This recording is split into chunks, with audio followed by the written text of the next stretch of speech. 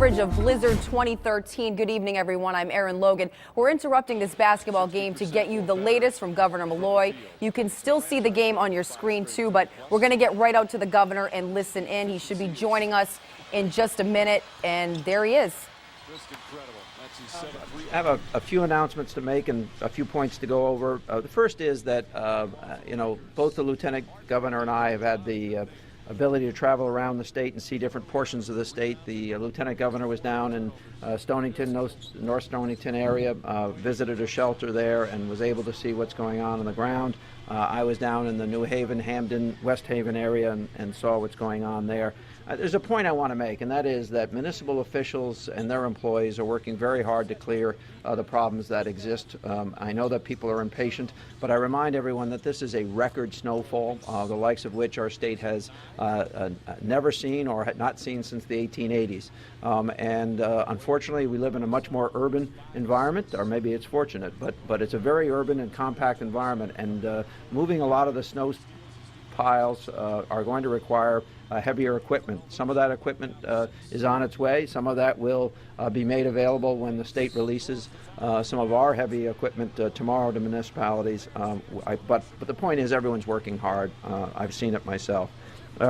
As you would expect, our main priority right now is to continue cleaning the roads on a state, interstate basis, as well as our limited highways and other state routes. We're making substantial progress, so much so that we believe that by the end of business tomorrow, we'll be in a position to release about 65 loaders to local communities, front loaders, so that they can assist those local communities. That message has been delivered to the local governments.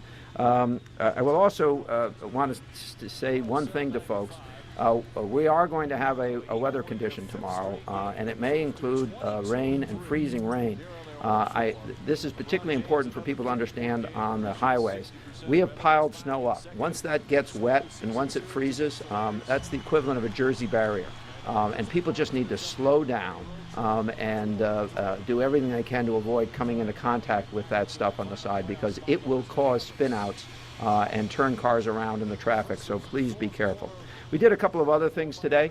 We made a decision relatively early that we were going to limit state employment to what we call non-essentials. It's a terrible term, but that's the term that's used. So, our prisons will be open, for instance, as you might imagine, and our troopers will be on the roads.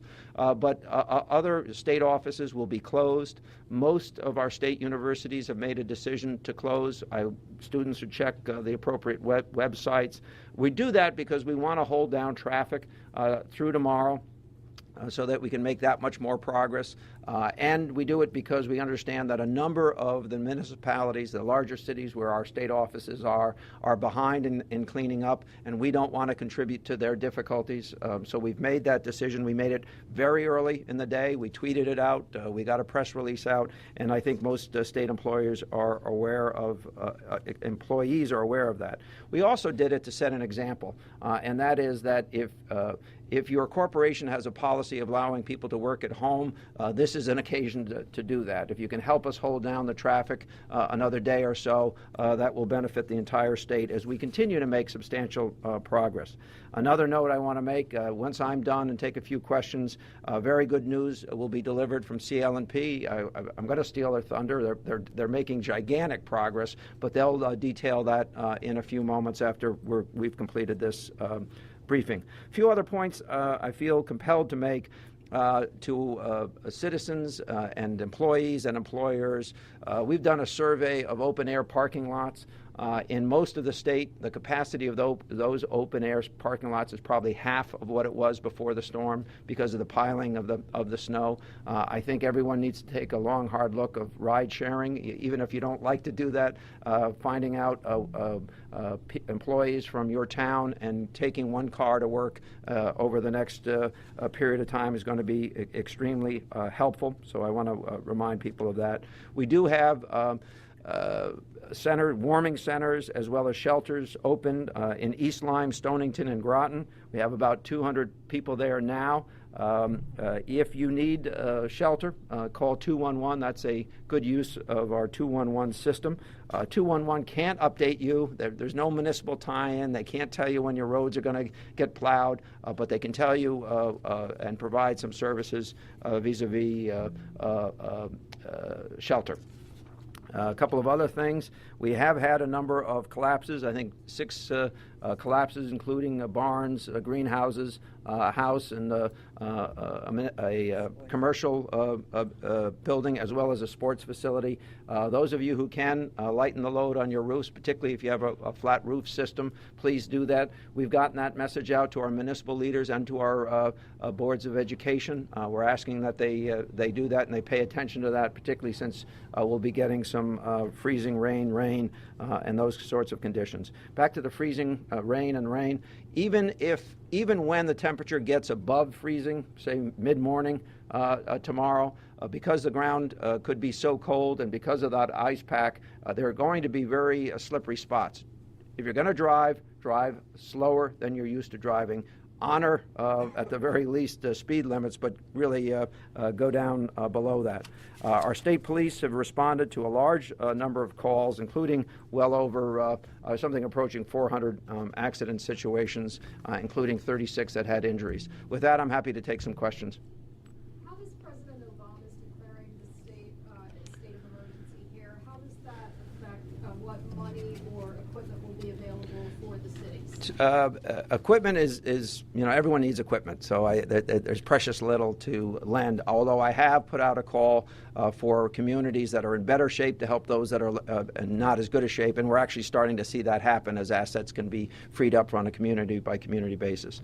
The biggest point is that for at least a 48-hour period, municipalities and the state government will be reimbursed for 75% of our costs. That 48-hour period is actually set municipality by municipality. We hope that will be extended as we move forward with other levels of declaration. But right now, we were the first state to file, and as far as I know, standing here, I think we're the only state that has that declaration as we appear. I'm confident, based on the fact that we sent record snowfalls in each of our counties, that we'll get a broader declaration, but we wanted to get something on the books. Today, there are a lot of really angry people. Obviously, they're not alone. How do you prioritize, who gets what first, given that there is limited equipment? Well, as I said, we'll be able to free up about 65 front loader instruments tomorrow from our state contract. We're going to work through our regions. So each portion of the state has a region. They need to make their request for those assets. We'll distribute those assets. There's also a certain, we don't want to move those assets. We don't want to spend a lot of time moving those assets. So we'll use the assets that are in the communities or closest to the communities that are challenged. Each community ultimately is responsible for removing its own snow and ice and clearing its roads. Having said that, we're going to do everything we can to be supportive of that effort, and that's why we're going to, no matter what, free up those assets at the end of regular business tomorrow. Anybody else? We haven't decided. I know I'm going to be doing my statewide call with our state government officials and my municipal call tomorrow at 10 a.m. We'll certainly have a 6 p.m. Update, and if we decide to have a 1 in the morning, we'll let you know well in advance. Anything else? Does the number of fatalities stand at 5? I think it does. I haven't heard that number change of late. No change. I'm told. So 5 fatalities that we're aware of. Okay. CLNP is now going to update you. Actually, I stole a little of the thunder. They're pretty happy with the progress that they're making. But thank you all very much.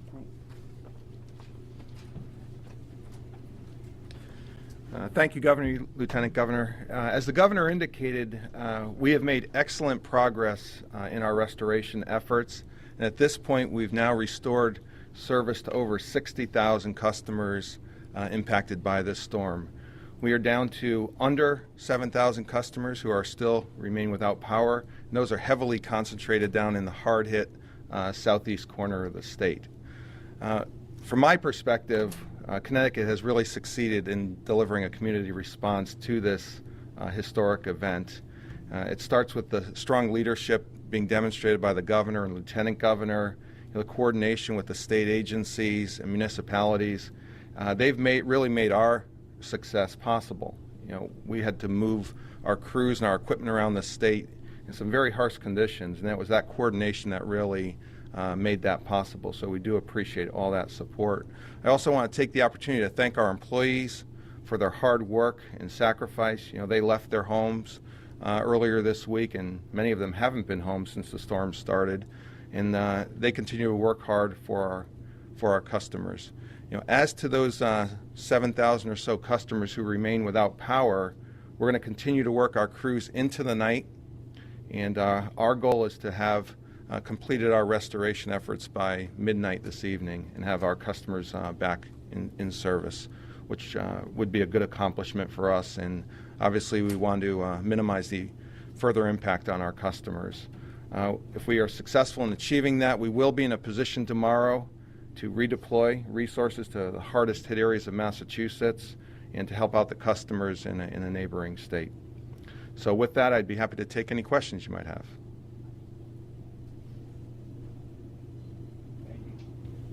Thank you very much. Appreciate your attention. Yes.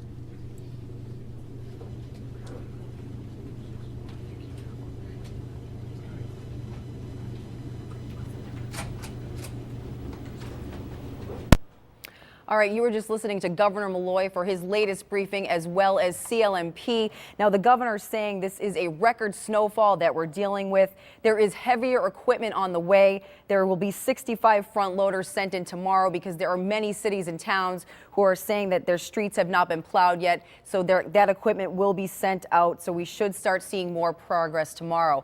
As for CLMP, they were just updating us saying that 60,000 were without power, and now the number is down to just under 7,000.